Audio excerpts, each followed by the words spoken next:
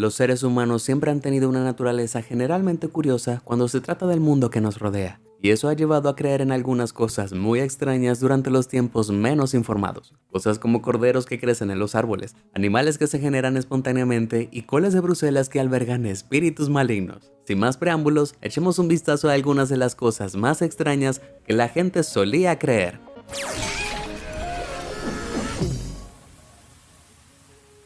Los espíritus malignos viven en las coles de Bruselas. ¿Le temes al ritual anual de enfrentarte a un montón de coles de Bruselas en la cena de Navidad? En el pasado, la gente temía las coles de Bruselas mucho más que tú, y no solo porque no les gustaba el sabor. Verás, una vez en la Europa medieval, se pensaba que pequeños demonios estaban haciendo sus hogares entre las hojas de las coles de Bruselas. Una vez dentro, se quedaron tendidos esperando a que algún humano desprevenido comiera las verduras para que pudieran entrar en tu cuerpo, enfermándote gravemente o al menos provocándote un terrible dolor de estómago. ¿Alguna vez te has preguntado por qué la gente se esfuerza por cortar una pequeña cruz en cada fondo de las coles de Bruselas antes de tirarlas al sartén? Aparentemente esa era la mejor manera de purgar las verduras de su maldad inherente. Se pensó que este símbolo cristiano expulsaría el espíritu maligno de las hojas, haciéndolas seguras para comer. Aunque la tradición ha continuado hasta el día de hoy, muchos chefs han declarado desde entonces que tallar una cruz en las coles de Bruselas solo las empeorará. Por lo que a menos que realmente creas que un demonio se esconde allí, tal vez sea hora de retirar esa costumbre en particular. Pero ¿de dónde vino esa extraña creencia? Se remonta a la visión pagana aún más divertida de que los pedos eran un antiguo signo de posesión demoníaca. Y dado que las coles de Bruselas tendían a hacer que la gente se tirara pedos, tenían que ser malvadas. Gracias a Dios los frijoles horneados no existían en ese entonces. Psst, escuché una vez que los espíritus malignos fueron purgados de esas molestas coles de Bruselas y viajaron directamente a sus botones de me gusta y suscribirte. ¿Quién lo hubiera pensado? Afortunadamente puedes presionarlos para siempre simplemente tocándolos con los dedos. Además, todos los días obtendrás una gran cantidad de contenido increíble en tu caja de suscripción. Es beneficioso para todos. Algunos bebés eran cambiados. Un montón de ideas extrañas se apoderaron de las mentes de las personas en la Edad Media. De hecho, muchos británicos medievales sospechaban que sus bebés ni siquiera eran de ellos. Y no me refiero a realizar solo una prueba de paternidad. Algunos padres creían que las hadas se habían llevado a su hijo y lo habían sustituido por un cambiado, una criatura con apariencia humana que se encuentra en el folclore europeo. Según la leyenda, un niño humano podría ser robado por las hadas por amor o malicia. Y en algunos casos incluso una hada anciana sería intercambiada para que la vieja hada pudiera vivir en una vida de comodidad, siendo mimada por sus nuevos padres humanos. Una vez que un niño ha sido cambiado por un cambiante, es posible que no crezca de tamaño e incluso posea características físicas extrañas, como dientes largos o barba. Pero ¿cómo puedes saberlo con certeza? Una prueba consistió en poner un zapato en un plato de sopa frente al bebé. Si el bebé se ría al respecto mostrando alguna manera que entendió el chiste, era un hada. De manera similar, si finges hacer una barra de pan con cáscara de huevo frente al niño y este se ríe, no era humano.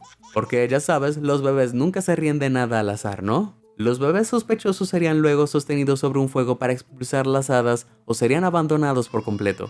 Algunos estudiosos han propuesto que esta cruel creencia se debe a una falta de comprensión sobre los bebés afectados por enfermedades inexplicables, trastornos o discapacidades del desarrollo. Vaya, sí que fueron tiempos crueles. Beber oro era una cura anti-envejecimiento. Actualmente hay todo tipo de cremas y sueros faciales especialmente diseñados para ayudar a combatir el envejecimiento, pero en la Francia del siglo XVI había una alternativa mucho más letal: beber oro. Por supuesto, esta cura no estaba disponible para todos y estaba reservada principalmente para personas de la nobleza. Un miembro de la corte real y la amante real del rey Enrique II, Diane de Poitiers, bebía un tónico diario de cloruro de oro mezclado con éter dietílico. 6 meses antes de morir a la edad de 66 años, en 1566, el historiador francés Brantome señaló que de Poitiers no parecía tener edad y escribió: «Creo que si esta dama hubiera vivido otros 100 años, no habría envejecido. En su cara estaba bien compuesta». Los poderes curativos del oro se habían promocionado mucho antes de que ella lo descubriera. El autor romano Plinio el Viejo sugirió que era un bálsamo para las verrugas y úlceras, mientras que los antiguos egipcios juraban que el agua de oro era un remedio contra el envejecimiento. Toda la idea surgió del hecho de que el oro no se desgasta, lo que sugiere que las personas pueden disfrutar de una longevidad similar al consumirlo. Cuando un alquimista descubrió cómo disolver el oro sólido en un líquido en la era medieval, alrededor del siglo XVI, fue promocionado como un remedio para todo, desde la epilepsia hasta la manía. pero no fue hasta el siglo después de que la gente se dio cuenta de que beber oro podía ser fatal. De hecho, cuando el cuerpo de Poirés fue exhumado, los investigadores analizaron su cabello y concluyeron que probablemente murió de intoxicación crónica debido a su largo hábito de beber oro. Señores, sigan buscando esa fuente de la eterna juventud. Todos creíamos cosas bastante locas cuando éramos niños. Solía pensar que terminaría con una sandía entera en mi estómago si accidentalmente me tragaba una semilla. ¿Cuál es la cosa más loca que creías cuando eras niño? Házmelo saber en los comentarios de abajo. Algunos animales emergieron espontáneamente. Hoy en día el nacimiento y la reproducción de animales son solo parte de nuestro entendimiento humano básico. Pero nuestros antepasados no pudieron por su vida comprender cómo llegaron algunas criaturas a la Tierra. En el siglo XVII, el médico y químico Jean-Baptiste Van Helmont ideó una receta casera para la creación de ratones. Todo lo que necesitas era una camisa sucia y un poco de trigo. Coloca la camisa en la abertura de un frasco que contenga granos de trigo y, según Helmont, la reacción de la levadura en la camisa con los vapores del trigo, después de aproximadamente 21 días, transformará el trigo en ratones. Suena genial. Una receta similar para crear escorpiones implicaba tallar una hendidura en un ladrillo y rellenarlo con albahaca. Luego debes cubrir ese ladrillo con otro y colocar el extraño sándwich al sol. En pocos días los vapores de la albahaca, actuando como agente saliente, habrán transformado la materia vegetal en verdaderos escorpiones. Estas recetas pueden parecer totalmente locas, pero surgieron de unos 2000 años de falta creencia en la generación espontánea. En Occidente esta teoría se remonta a Aristóteles, quien argumentó que algunos animales emergieron de tierra en descomposición o materia vegetal. Esto fue ampliamente aceptado en Europa y el mundo árabe durante los siguientes 2 milenios. Incluso las mentes más grandes del Renacimiento y la Ilustración, incluido Isaac Newton, creían en él. La teoría continuó bien hasta el siglo XVII cuando Les Pasteur, el llamado maestro de los microbios, la deshizo para siempre. Pasteur argumentó a favor de la teoría de los gérmenes, que demostraba que el hecho de que no se pudiera ver la vida microscópica no significaba que no existiera en absoluto. Estemos todos contentos de que los ratones y escorpiones no aparezcan de la nada. La gente pelirroja se convertiría en vampiros después de la muerte.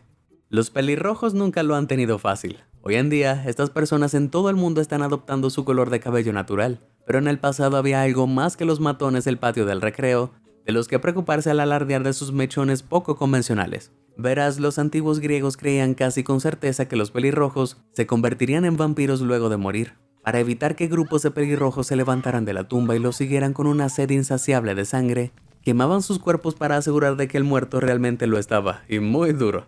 La cuestión es que toda esta creencia era un poco irónica, porque se decía que Aquiles, Helena de Troya y Afrodita, algunas de las figuras más prominentes de la mitología griega, tenían el pelo rojo en textos como la Ilíada de Homero. Y no solo los griegos odiaban los pelirrojos, los egipcios también creían que los pelirrojos tenían una mala suerte, y por lo tanto deberían ser sacrificados para erradicar el mal yuyu. En este caso, eso significaba ser enterrados vivos. La percepción de la gente pelirroja ha fluctuado con el tiempo, pero podemos asumir con seguridad de que los pelirrojos atrajeron mucho la atención en la antigüedad simplemente porque no eran comunes y por lo tanto eran diferentes. Como regla general, diferente era igual a malo en ese entonces, y así existía el mito.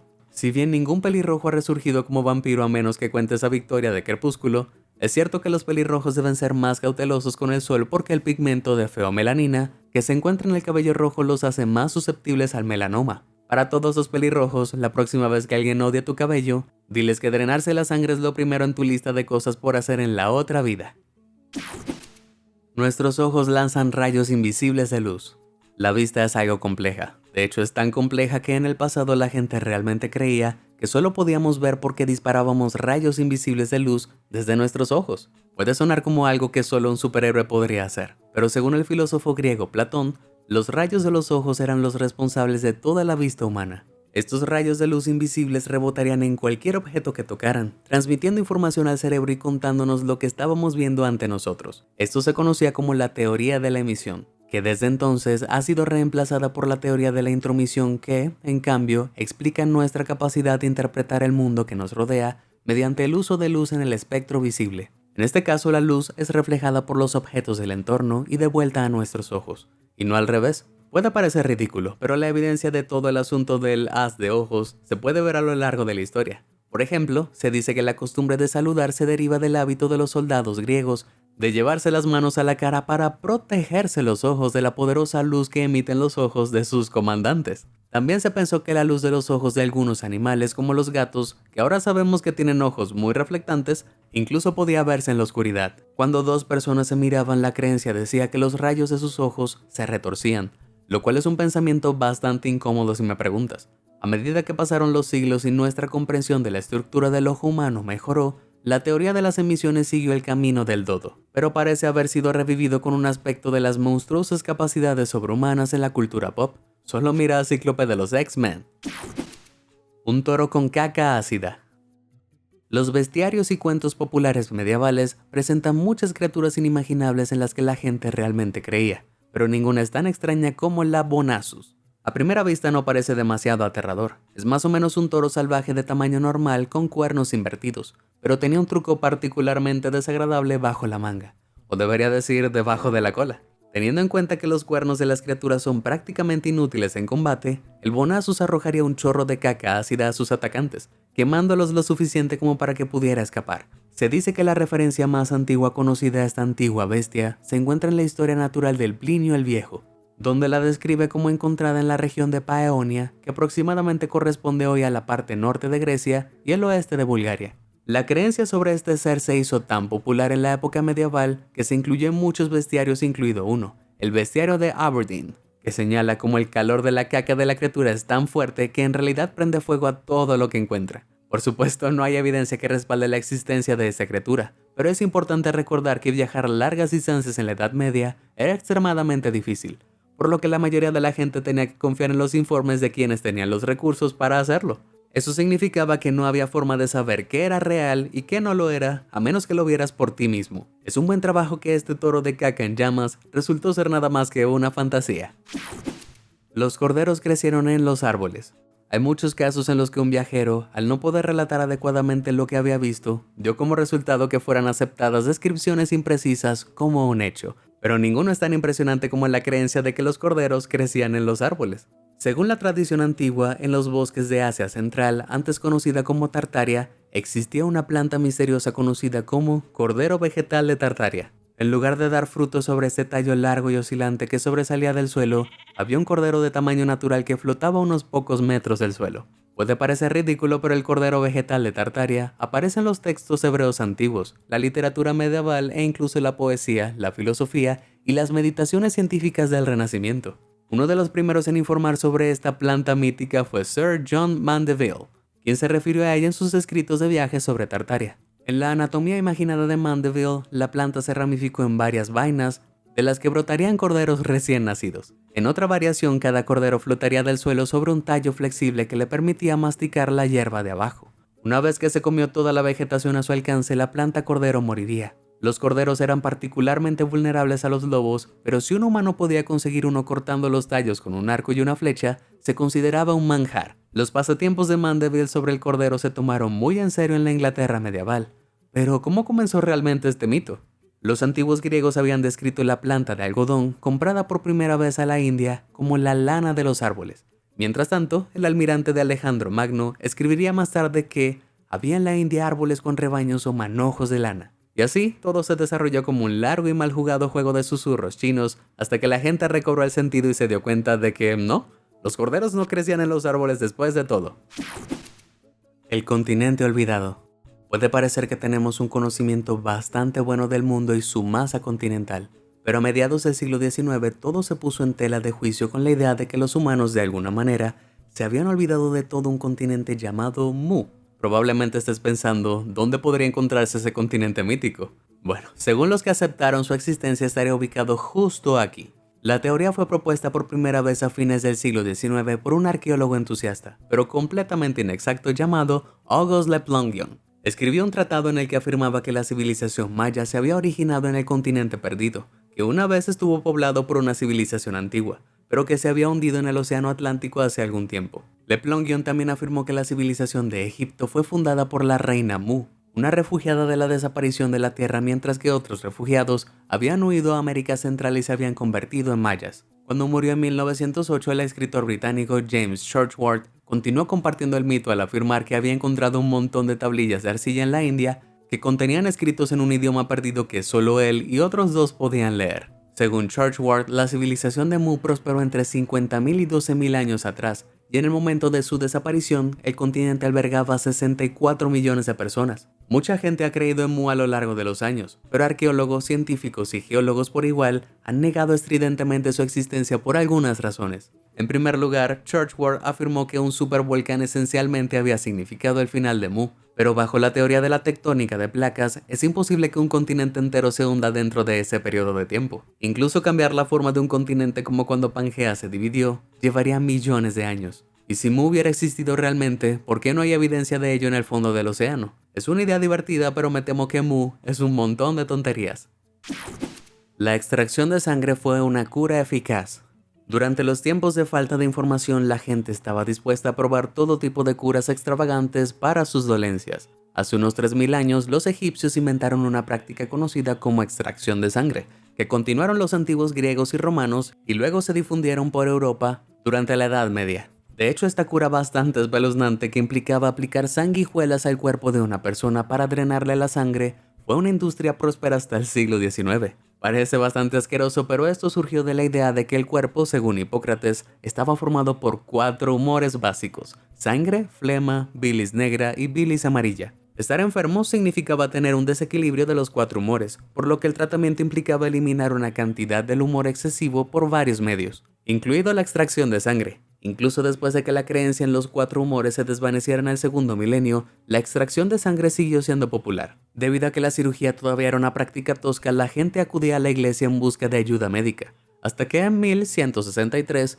un edicto de la iglesia prohibió a los monjes y sacerdotes seguir con esta práctica, y así la gente recurrió a una ayuda poco probable: los barberos. Los barberos realizaban muchas funciones en ese momento, incluidas cirugías menores, prácticas dentales y administración de sanguijuelas. El barbero cubría la parte del cuerpo deseada con agua azucarada, leche o sangre para incitar a las sanguijuelas a empezar a chupar, y cada paciente podía tener hasta 100 sanguijuelas a la vez. Afortunadamente, los médicos habían comenzado a hablar en contra de la efectividad de la práctica en la década de 1900, así que no te molestes a dirigirte en el estanque local la próxima vez que te sientas un poco mal.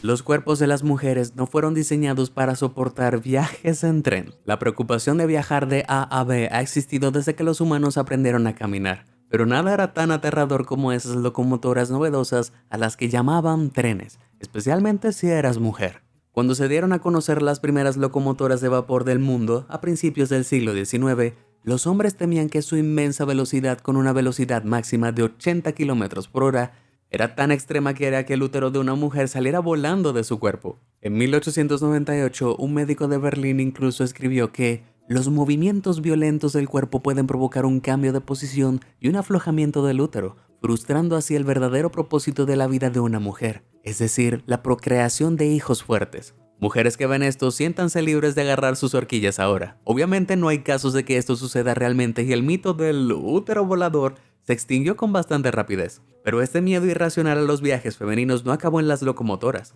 A medida que los autos ganaban terreno a principios de la década de 1900, también eran considerados igualmente malvados y peligrosos. No había señales de alto, señales de advertencia, semáforos, educación vial, farolas o luces de freno, licencias de conducir o límites de velocidad publicados. La gente aún no había descubierto exactamente los giros a la izquierda, y conducir bajo los efectos del alcohol ni siquiera era considerado un delito grave. Conducir un auto ruidoso y errático apodado Vagones del Diablo era algo así como un deporte extremo. Por esa razón, definitivamente no se los considero adecuados para mujeres delicadas y frágiles, ya que no podrían controlarse dentro del vehículo. Pero las reacciones de miedo a las nuevas tecnologías son antiguas. Algunas de nuestras mayores preocupaciones sobre los peligros del transporte hoy en día giran en torno a cosas como que nuestro GPS sea pirateado y nos lleve a un lago. Pero al menos sabemos que los trenes no persiguen a toda la especie femenina.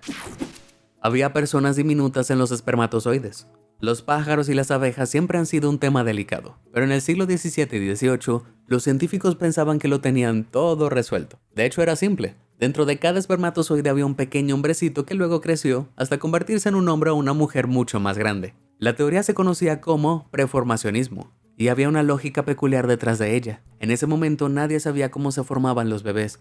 La gente se entusiasmó con la idea del preformacionismo porque tenía un sentido lógico y mecánico. Había personas diminutas corriendo en el esperma, y esas personas diminutas también tenían personas diminutas en sus espermas, como una muñeca rusa reproductiva. La teoría en competencia, la epigénesis, afirmaba que tanto el esperma como el óvulo estaban vivos de forma independiente, pero que de alguna manera durante el embarazo adquirieron una esencia vital que creó a un ser humano. Por supuesto, esto no estaba lejos de la verdad, pero la gente prefería la idea mucho más simple de que las copias existentes simplemente se ampliaban en las condiciones adecuadas. Cuando Antoine van Leeuwenhoek, el padre de la microbiología, se convirtió en uno de los primeros hombres en observar espermatozoides bajo el microscopio, informó que dentro de estas células individuales había individuos diminutos y doblados. Sus dibujos y descripciones de estos pequeños bebés proporcionaron el argumento para los performacionistas durante casi un siglo.